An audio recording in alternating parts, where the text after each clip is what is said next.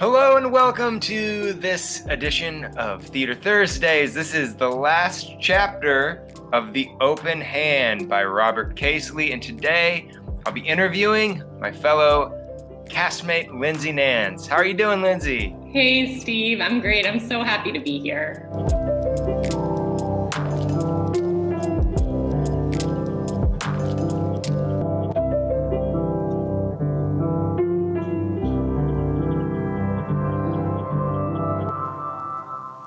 I love seeing all those archival photos. How cool.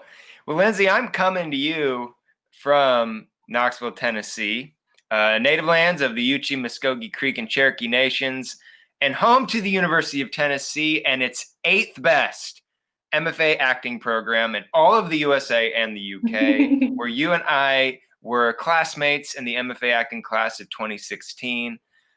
We had such a great time together, and we got to do this show, The Open Hand by Robert Casely, an original work. How are you? Where are you coming from today? We want to know. Yeah, I am living in Brooklyn, New York, the ancestral lands of the Lenape people.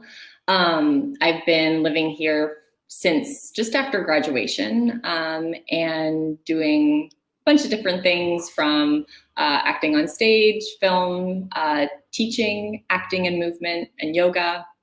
So just a bunch of different things. A whole bunch of different. Yeah. A whole bunch of different stuff. That's awesome. Yeah. Well, we're talking about The Open Hand today. It was a new work that we got to be a part of from the moment that the idea was planted. Robert Casely came over from Idaho and worked with us first, second, and third year on this show. Mm-hmm. We played Jack and Allison. Did you feel that when the characters were more created alongside the playwright, were they written for us? Was it a balance? What did you think? Yeah, so I'd never done anything like this before, and I found it to be a really incredible and creatively fulfilling experience. Yeah. So I feel like there were kind of two parts to the process of creating the play. So there was the first half, which was about the first year and a half.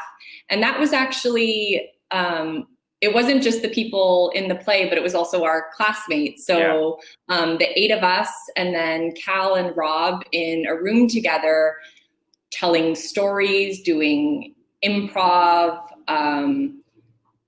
sharing experiences, which then Rob took all of these things to create the play. So it really felt like it came from all of us creating all about the theme of generosity. Yeah. And stories we had in our lives and games we'd play. It was really fun, Yeah. So there was that part. And then there was the part of actually rehearsing the play based on what Rob had written. And that was also a really interesting experience of having a character that Rob has an incredible ear, and he wrote in a way that felt very specific and personal.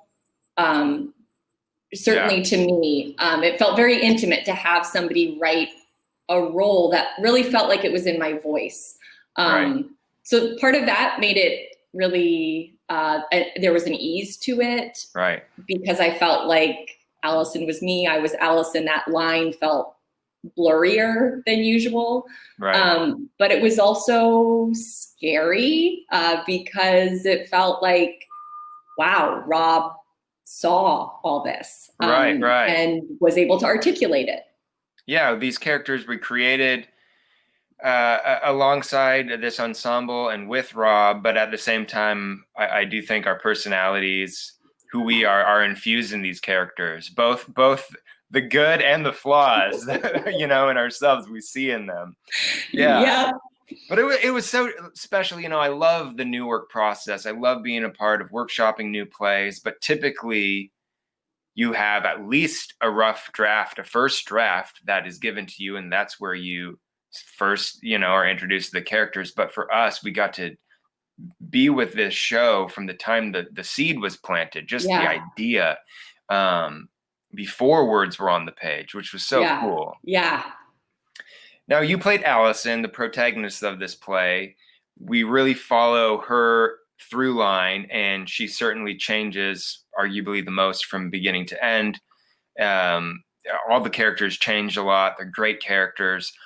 Was there any skills for playing Allison that were different than your approach to other roles, or was it mostly the same? I think kind of on a basic level is that because I was on stage for most of the play, just the stamina of being present and listening for 2 hours is, it's a muscle. Right. And so having that stamina to do that. And then also this feeling that this play is a slow burn that moves to almost a bonfire. And so it starts off as funny and sexy and silly and fun, all these things, and it works its way into this bonfire. Yeah. So I think having that's also a part of the stamina is having sort of the scaffolding to play that range from beginning to end. Right. And in this play, we have the first 4 scenes, which are pretty quick. You get a lot of exposition, who these people are, and then suddenly by the time you get to 6 and 7, it's these long scenes and stuff is unraveling. Yeah. The little secrets that Rob had planted that the audience was waiting for, they get to see it unraveling before their eyes. And it's just such a great payoff. Yeah. Yeah. Did you find yourself when you're on stage the whole time, do you think you kind of settle in the comfort of that world? Yes, definitely there's a sense of feeling like this is home, and you kind of like know that track. But I will say that there's something in me that revels in the fact of things going wrong from time to time. Okay. I think it keeps me on my toes. It reminds me that I have to always be listening and paying attention and engaged. And to me, that's really exciting. So when things go wrong within reason, I feel like it allows for the show to stay fresh in a way that is really exciting.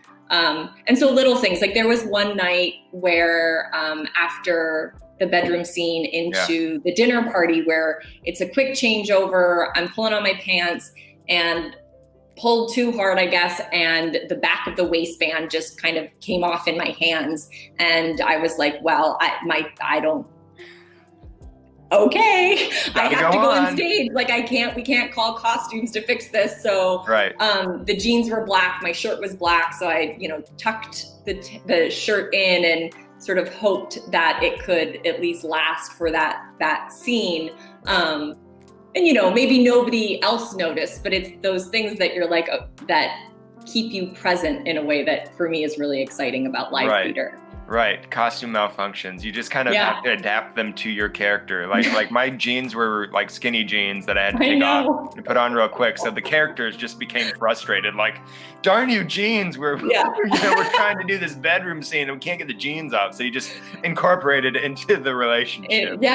Totally. Lindsay, it's so good to see you and so good to revisit the open hand, which we got to do again on Zoom and dive back into these characters. So thanks for joining us today. That was awesome. And it's good to see your face again. Oh, likewise. Thank you so much, Steve.